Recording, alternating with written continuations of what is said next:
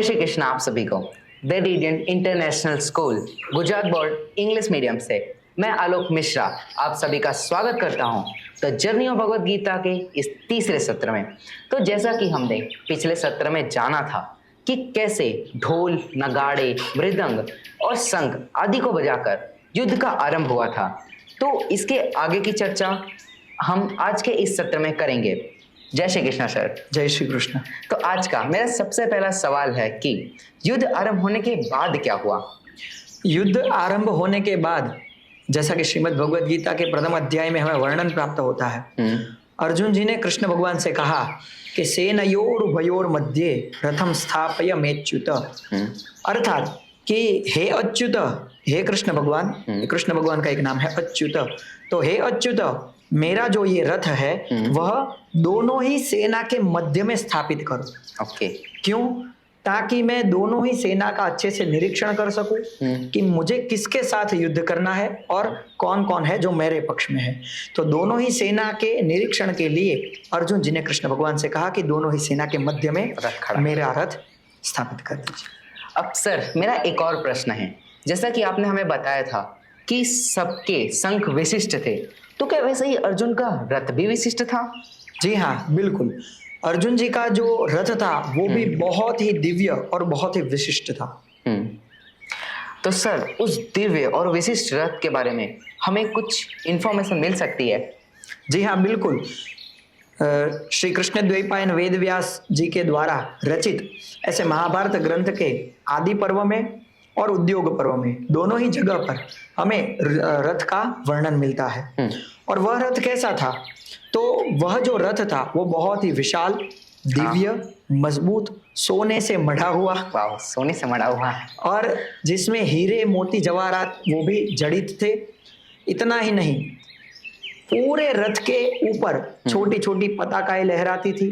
पताका के साथ साथ घुंघरू भी थे जो बजते थे, और एक विशाल ध्वजा थी, और वह ध्वजा के अंदर चंद्रमा और तारा इन दोनों के चिन्ह थे। और जैसा कि हम सब जानते ही है, रामदूत ऐसे हनुमान जी महाराज भी उनके रथ की ध्वजा के ऊपर विराजमान थे। इतना ही नहीं, रथ के साथ साथ 4 घोड़े सफेद रंग के जुड़े हुए थे, और वह सफेद रंग के घोड़े चित्ररथ नाम के गंधर्व ने ही अर्जुन जी को दिए थे। और इतना ही नहीं, वह जो घोड़े थे वह घोड़े इतने तेज दौड़ने वाले और इतने शक्तिशाली थे कि वो तीनों लोकों में जा सकते थे। तीनों लोकों में बस घोड़े? हाँ, तो वह इतना दिव्य और मजबूत रथ था। तो सर इतना दिव्य और इतना मजबूत रथ होने के बावजूद भी अर्जुन ने युद्ध लड़ने से मना क्यों किया?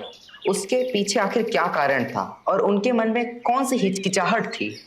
हाँ, युद्ध न करने के पीछे बहुत सारे वहां पे कारण हम देख सकते हैं। जैसे कि एक कारण है, अर्जुन जी खुद बताते हैं, निमित्तानि च पश्यामि विपरीतानि केशव, कि हे केशव, हे कृष्ण भगवान, मैं बहुत ही सारे विपरीत निमित्त देख रहा हूँ। विपरीत यानी उल्टे, और निमित्त यानी चिन्ह।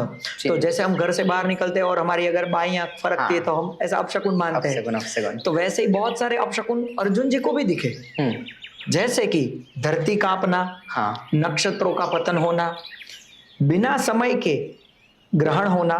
तो यह सारे निमित्त देखकर अर्जुन जी को ऐसा लगा कि इस युद्ध का परिणाम बहुत ही विपरीत होगा, और यह बहुत ही विपरीत निमित्त है, तो इसीलिए युद्ध नहीं किया। यह एक कारण हो सकता है। दूसरा कारण यह भी हो सकता है कि अर्जुन जी खुद बताते हैं कि येषामर्थे कांक्षितम नो राज्यम भोगा सुखानि च, यानी जिनके लिए मैं युद्ध करना चाह रहा हूं तो वही प्राण त्यक्त्वा धनानि च, यानी वही अपने प्राण और धन का त्याग करके युद्ध में मेरे सामने खड़े हैं। तो फिर उनसे युद्ध करके मुझे क्या ही लाभ हो सकता है? सही बात। और उसके ही पहले वाले श्लोक में श्रीमद् भगवद गीता के प्रथम अध्याय के 32वें श्लोक में अर्जुन जी ने बताया, न कांक्षे विजयम कृष्णम न च राज्यम सुखानि च, यानी कि हे कृष्ण, मुझे ना ही विजय चाहिए, ना ही राज्य चाहिए, और ना ही सुख चाहिए। मुझे इन सब की आकांक्षा नहीं है।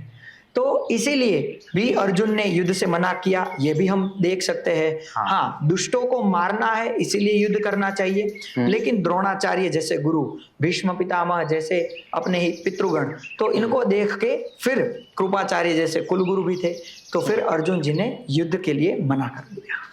अब सर मेरा एक और प्रश्न था। आपने बोला दुष्टों को मारना चाहिए। दुष्टों को दंड देना समझ में आता है, लेकिन दुष्टों को मारना वो कंफ्यूजिंग है, क्योंकि हमारा सनातन धर्म हमें हमेशा अहिंसा सिखाता है। लेकिन दुष्टों को मारना या किसी को भी मारना वो तो हिंसा की कैटेगरी में आ जाता है ना। हाँ, तो सर किसी को मारना, किसी को मृत्यु दंड देना जो कि सर्वोच्च दंड है, वो थोड़ा समझ में नहीं आया। उसमें ऐसा है कि किसको मारना चाहिए, किसको क्या दंड देना चाहिए, यह सारी बातें हमें अलग अलग ग्रंथों में से प्राप्त होती है। हमारे सनातन वैदिक धर्म का ही एक बहुत ही सुप्रसिद्ध ग्रंथ मनुस्मृति। तो मनुस्मृति के तीसरे अध्याय में, बहुत ही प्रसिद्ध ग्रंथ मनुस्मृति, मनुस्मृति के 8वें अध्याय के 350वें श्लोक में मनु भगवान ने ऐसा कहा, आततायिन मायांतम हन्या देवा विचारयन नाततायि वधे दोषो हंतुर भवति कश्चन। अर्थात जो आतताई है उनको मारने में उन वहां पर जरा सा भी हमें सोचने, अविचारयन, सोचने की जरूरत नहीं है। उनको हंतुम यानी मारने में दोषो न भवति यानी किसी भी प्रकार का दोष नहीं लगता। अब सर आपने काफी भारी भरकम शब्द का प्रयोग कर लिया, आतताई, जो कि हमारे लिए काफी ज्यादा भारी भरकम है। तो सर आतताई का कोई सरल अर्थ है या इसकी कोई अलग से व्याख्या मिल सकती है? हाँ बिल्कुल, आतताई शब्द का अर्थ हमें वशिष्ठ स्मृति के अंतर्गत तीसरे अध्याय के 19वें श्लोक में वशिष्ठ मुनि बताते हैं कि अग्निदो गरदश्चैव शस्त्रपाणिर्धनापः क्षेत्रदारापहर्ता च षडेते याततायिनः। यानी यह 6 प्रकार के आतताई हो सकते हैं। कौन से? अग्निदह जो आग दे, गरदह जो विष दे, शस्त्र पाणि जिसके हाथ में शस्त्र है, और धनापह जो हमारे धन का अपहरण करे। क्षेत्र दारा, क्षेत्र यानी जमीन, और दारा यानी पत्नी। तो क्षेत्र और दारा का भी जो अपहरण करे, यह 6 लक्षण जिसमें होते हैं वह आतताई कहलाते हैं। और अगर आप देखें तो दुर्योधन के अंदर ये 6 के 6 लक्षण आतताई के हैं। कैसे? अग्निदह तो लाक्षागृह में जलाने की कोशिश, उसके बाद गरद यानी कि भीम को विष दिया था, शस्त्र पाणि युद्ध में गदा लेकर ही खड़े हैं, सही बात। धनापह तो द्यूत में धन का अपहरण कर लिया, क्षेत्र तो हस्तिनापुर तो छीन ही लिया, इंद्रप्रस्थ भी छीन लिया था, और दारा यानी द्यूत सभा में द्रौपदी का भी चीरहरण और अपहरण करने की साजिश। तो यह 6 के 6 लक्षण आतताई के दुर्योधन में है। तो दुर्योधन को मारने में कहीं भी दोष नहीं है। सर जब दुर्योधन को मारने में कोई दोष नहीं था तो भी अर्जुन युद्ध क्यों नहीं करना चाहते थे? उसके पीछे उनकी क्या विचार थे? हाँ, दुर्योधन को न मारने के पीछे बहुत अलग अलग कारण हो सकते हैं। पहले तो हमें यह समझना होगा कि सामान्य धर्म के अनुसार युद्ध करना चाहिए। एक क्षत्रिय का सामान्य धर्म है कि ऐसा कोई भी आतताई हो तो उसको मारने में दोष नहीं लगता। लेकिन वहीं पे हमारे महर्षियों ने एक बात बताई है कि विशिष्ट धर्म, सामान्य धर्म की अपेक्षा में विशिष्ट धर्म है वह बलवत्तर होता है, तो इसीलिए विशिष्ट धर्म का पालन करना चाहिए। और क्षत्रिय का विशिष्ट धर्म स्मृतिकारों ने यही बताया है कि स एव पापिष्टतमो यह कुर्यात कुलनाशनम, यानी कि जो अपने ही कुल का नाश करे वो सबसे बड़ा पापी कहलाता है। तो युद्ध करना चाहिए ऐसा सामान्य धर्म है, और युद्ध नहीं करना चाहिए, अपने कुल का नाश नहीं करना चाहिए, यह विशिष्ट धर्म है। सर अब आपने फिर से 2 एकदम भारी भरकम शब्दों का प्रयोग कर लिया, एक विशिष्ट धर्म, एक सामान्य धर्म। हमें क्या इसके बारे में कुछ एक्सप्लेनेशन मिलेगा? हाँ जरूर। सामान्य धर्म और विशिष्ट धर्म को अगर हमें समझना है तो हम हमसे ही शुरुआत करते हैं। तो जैसा कि हम अगर गाड़ी चलाते हैं और ट्रैफिक में खड़े हैं, तो ट्रैफिक में रेड सिग्नल होता है तो हम क्या करते हैं? रुकना पड़ता है। तो यह हमारा सामान्य धर्म है।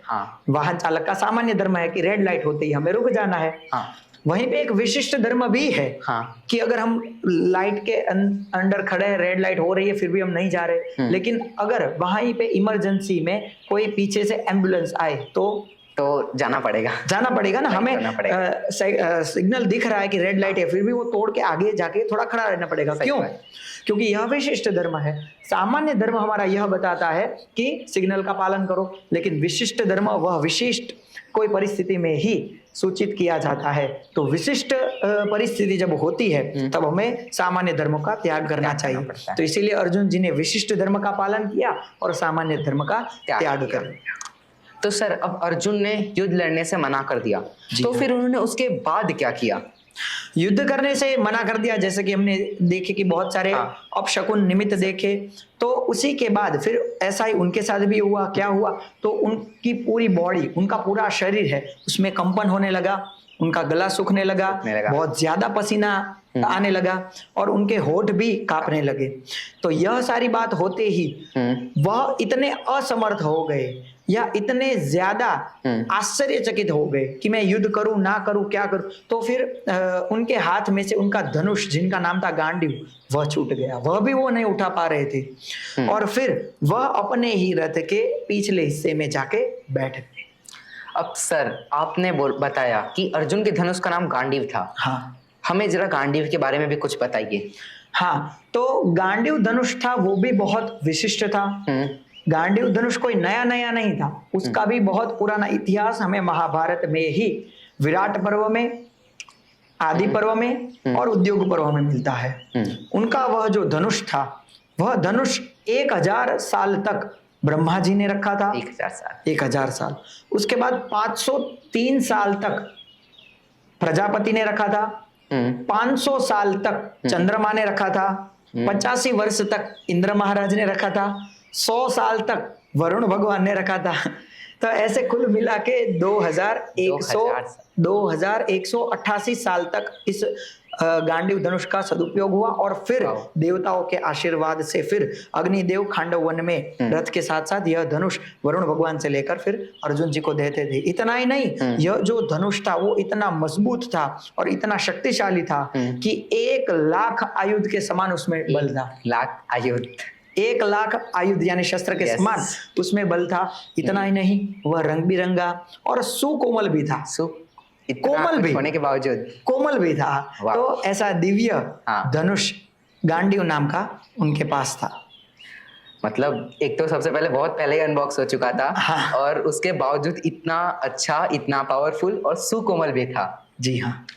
तो आज के इस सत्र में हमने जाना कि कैसे अर्जुन ने युद्ध लड़ने से मना कर दिया और अपने धनुष को नीचे रखकर रथ के पीछे जाकर बैठ गए। अब इसके आगे की चर्चा हम the journey of Bhagavad Gita के अगले सत्र में करेंगे। तब तक के लिए आप सभी को मेरा जय श्री कृष्णा।